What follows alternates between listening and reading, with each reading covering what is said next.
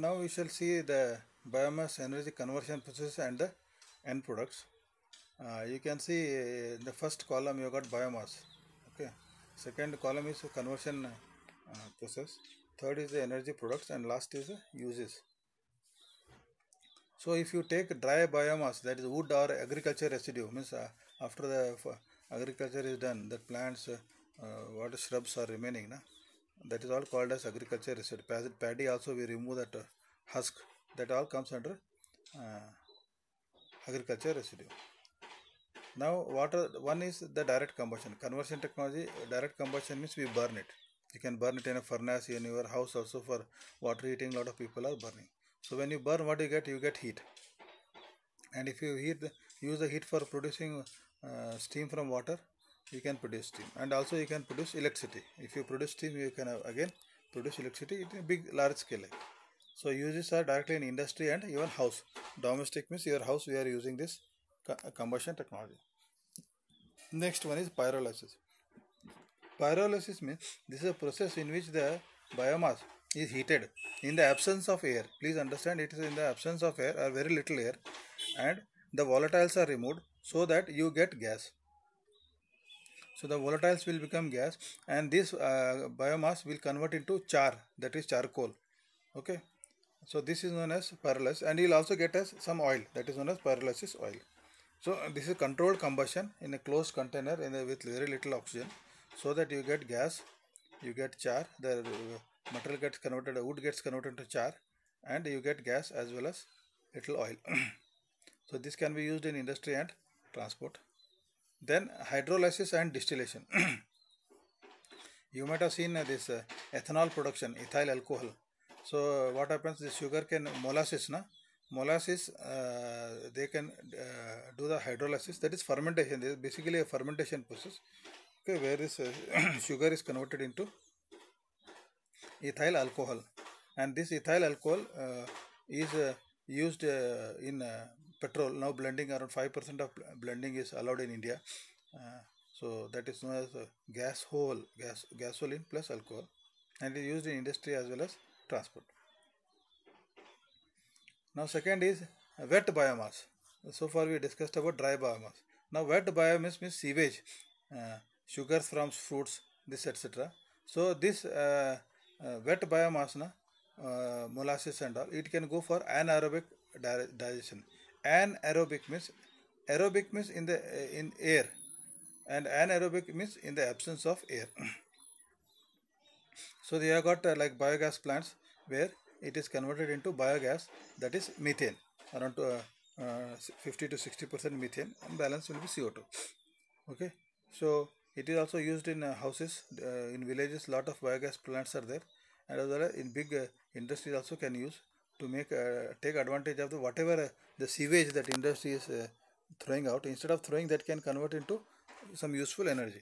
So waste to energy like. Second, again fermentation and distillation, as I was telling, ethyl alcohol used for chemical industries as well as transport. And lastly, water. Water also you can see there are processes like photochemical process, photobiological process, catalytic process. You can convert into hydrogen, which is a fuel, and this can be used for transport sector as well as chemical. So biomass can be converted to fuel by means of numerous processes. You have seen solid biomass, liquid biomass, even how it is processed. But the process, it depends. If that is the case, why it is not popular? Because it's not popular because it depends on the quality and quantity of available biomass feedstock. Regularly it should be available. Now suppose agriculture means once in 6 months it is available, then rest of the year it is not available. Okay, but your petrol, diesel is available round the clock. Okay, 24/7 the petrol bunks are open. The desired energy carrier, the environmental standards, economic conditions and other factors. So because of economic conditions also, they are not very popular, and they have got less energy density actually. Weight per kg, if petrol 45 megajoules of energy is there, then wood will have 20 megajoules. So it is almost having half or less than that.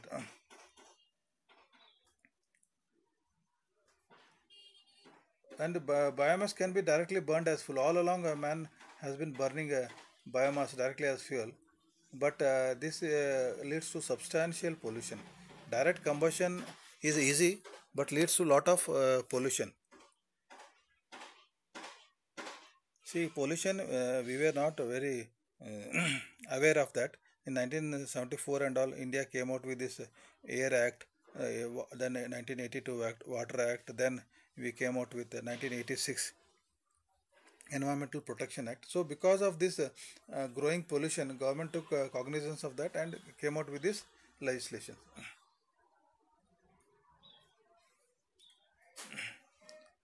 So, we will see the process, few processes like direct combustion. As we are discussing, biomass can be burnt, like wood can be burnt directly without any processing, and it can produce steam. Means heat water to convert steam, make steam, and then steam can run a turbine and produce electricity. Then direct combustion and co-firing. Co-firing means coal के साथ some blending up with coal and burning. That also is promising. And biomass is also burnt in homes and industries. I have seen like your Ramdev Hotel. They produce water. They give warm hot water to their residents for bathing and all. That they have got a wood boiler, so they use wood for burning and then produce heat to heat the water which is supplied to the customers. And second is pyrolysis. So pyrolysis is thermal decomposition. See here, temperature comes into picture. So it is thermochemical process. Thermal plus chemical. So thermal decomposition of the organic matter in the absence of oxygen.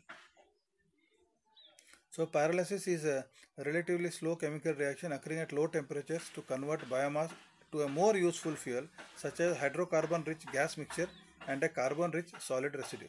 So you can just imagine pyrolysis means you take one drum and you are heating the drum and in the drum you have kept the wood pieces, small wood pieces of cut, not logs, small pieces of wood. So what happens due to the heat, the drum is closed. So this whatever this volatile material is there, it will evaporate and go. And at the end, what remains inside will be charcoal, black charcoal. Okay. The main products of biomass pyrolysis depend on the temperature, heating rate, particle size, and catalyst used. So the main pyrolysis reaction is biomass when it is heated, controlled condition, then it leads to charcoal as well as volatile matter. Volatile means like which evaporates and goes. Then there is something called gasification. Gasification is a thermochemical conversion of biomass into gaseous fuel by means of partial oxidation of the mass at high temperatures.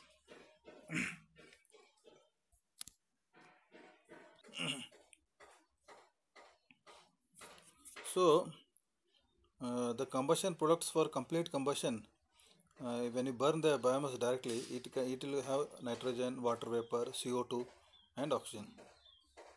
But when you do gasification, means incomplete combustion, the combustion products are carbon monoxide, because if it is fully completed burnt means it becomes CO2, but if partially burnt it is CO. Then you get hydrogen and traces of methane. So biomass is again converted into charcoal. Then we will see the chemical conversion. Like in chemical conversion without heat. So you can, in biogas plant, you can convert that cow dung into gas, biogas, that is nothing but methane gas. And methane gas can be converted into liquid methanol, which can be used in automobile fuel also. Then you have got thermochemical conversion. Again same pyrolysis what we have discussed, and biochemical conversion, where biochemical means used bacteria, enzymes of bacteria, microorganisms which break the biomass into liquid and gaseous fuels. The technology may be like anaerobic digestion, in biogas plant. It can be fermentation for producing ethanol, and composting, like to produce manure, or it can use vegetable oil and animal oils to produce biodiesel by a process which is known as trans-esterification. And biodiesel is nothing but the diesel obtained from biosources, which can be used as an alternative to petroleum diesel.